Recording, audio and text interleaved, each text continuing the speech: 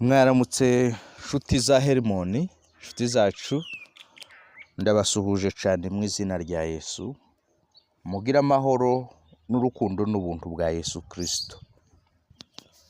Ndashima Imana ko tugejeje umwaka hano muri uku kwezi kwa nyuma kuri aya matariki.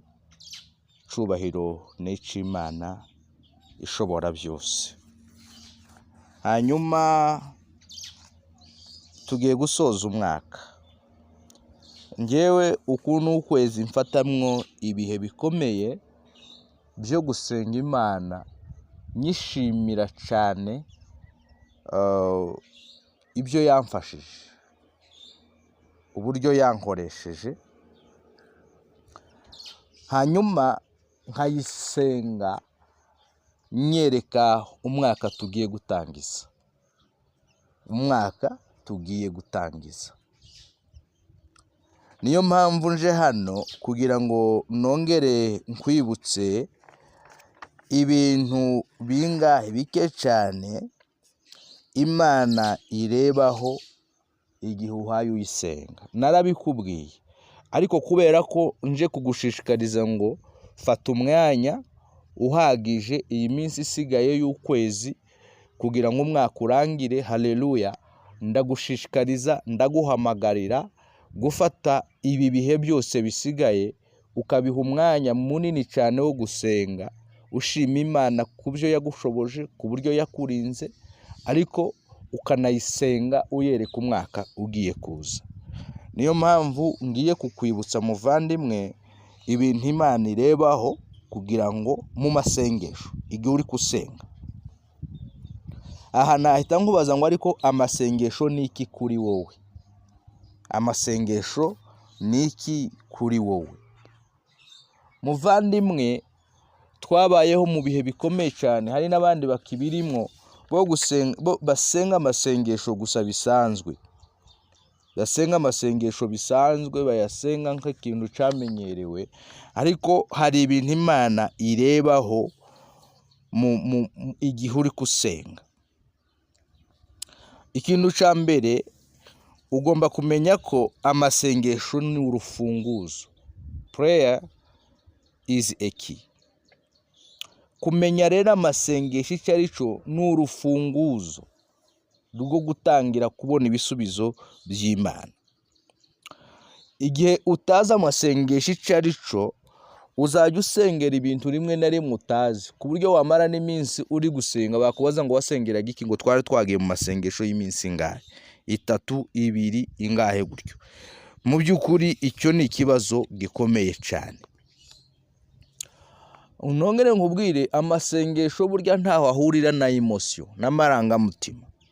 Gusenga ntabwo ari ukujya kuririra imbere y'Imana, ntabwo ari ukujya kugaragaza amarangamutima.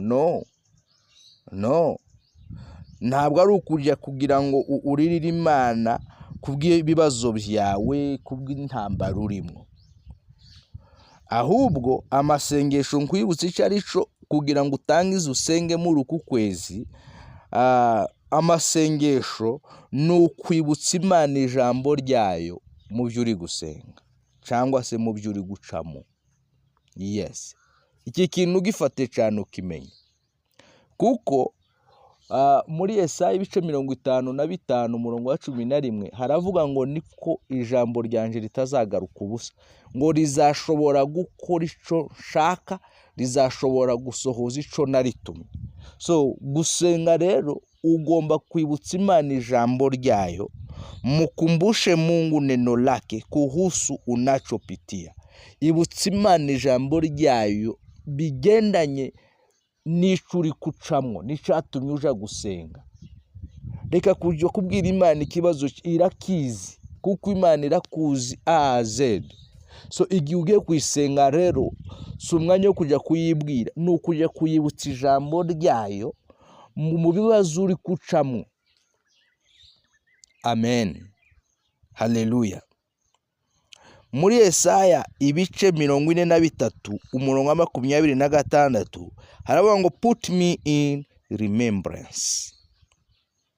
Nyibutsa, ko birivuga nyibutsa tuburane. Igihe ugiye imbere y'Imana uzuyibutsa, uyibwire ngo ndiko ndanyura muri ibi bihe, uyu mwaka washize undimwo ushize ndi muri ibi bihe, ariko Mana ijambo ryawe rivuga gutya. Ijambo ryawe riravuga ngo Dawidi yaravuze ngo yari umusore ariko arashaje, ntiyari yabona urubyaro rw'umukiranutsi rusabiriza. Haleluya. Ntabwo igishwi c'inyoni cyari cicwa n'inzara, kuki njyewe ari uko bimeze. Urwo ni urugero rutoya nguhaye. Nimba ari ubuzima bw'uburwayi umaranye igihe, bwira Imana uyibwire ngo wohereze ijambo ryawe rikabakiza indwara. Ese iryo jambo ryawe ryarampushije? Waritunganije no kuri ubu burwayi bugakira. So gusenga rero ni ukwibutsa Imana ijambo ryayo bigendanye n'ico ucamo. Mu by'ukuri Imana ikeneye ko tuyigarurira ijambo ryayo. Muvandimwe, muri uku kwezi kwa nyuma k'umwaka, Imana irashaka ko uyigarurira ijambo ryayo. You see? Imana ikeneye ko tuyigaruraho ijambo ryayo. Nushaka usome iyi mirongo iri muri Yesaya ibice 55 umurongo wa 10, nubisoma harakubwira ko Imana yohereza ijambo ryayo kugira ngo rigire ico rikora. Urugero rwiza. Imana nimba hari ibintu ushaka, nimba hari ibibazo ukeneye ko bikemuka, bibwira Imana uyibutsa ijambo ryayo rigendanye n'ibyo bibazo urimo. Icya kabiri, Imana ibishaka ko umenya, wowe wagiye kwisenga, irashaka ko umenya ico uyitegerejeho, matarajio yako kwa Mungu. Matarajio yako kwa Mungu. Imana ntishobora kuguha ico utazi, ico utayitegerejeho. It can't work, it can't be done. Imana igihe ugiye kuyisenga ugomba kuba ufite expectations, matarajio. Ugiye kuyisenga ariko ukeneye uyitegerejeho iki. Iyo ni etape ya kabiri. Uyu mwaka urarangiye, but niki utegereje kuri iyi Mana?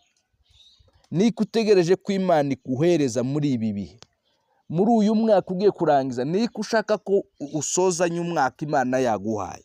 Niki? Reka kujya gusenga gusa kutazi ibyo agiye kuvuga. Imana ntiyaguha ibyo utazi, my friend. Imana ntiyaguha ibyo utanasobanukiwe. Icya gatatu, bring the will of God in what you're passing through.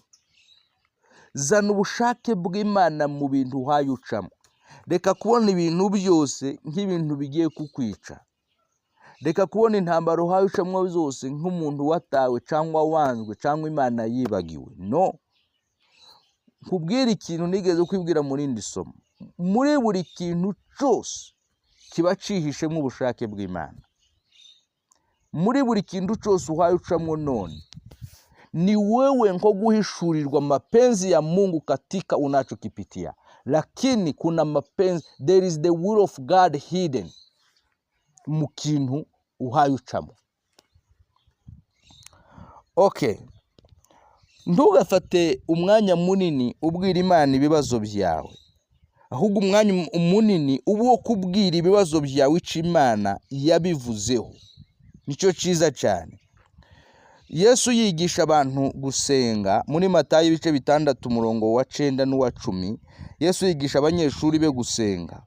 Uhasome urasangaho inyigisho zikomeye cyane muri ico gice. Nigeze kukwibwiramwo muri iki gice cyonyine naguhaye isomo riri hano kuri YouTube, impamvu 6 zo gusenga.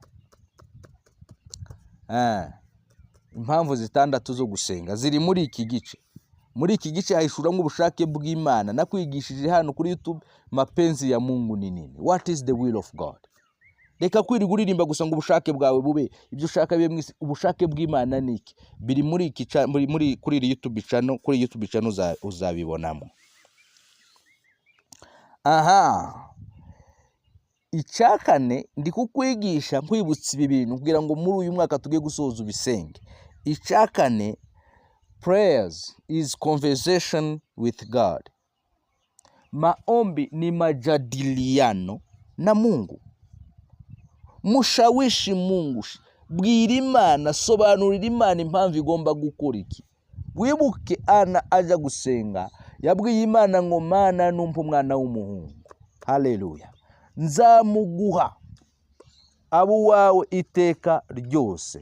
Urumva nicyo Imana yari kwibwira Abrahamu, nicyo Ana yabwiraga Imana. Nusoma muri Yesaya 41:21 haravuga ngo nimushinga urubanza rwanyu, niko Uwiteka avuga, muburane imanza zanyu zikomeye, niko Umwami wa Yakobo avuga. Ufite right yo kubwira Imana, ukayisobanurira, ukayisesengurira ico Imana igushakaho.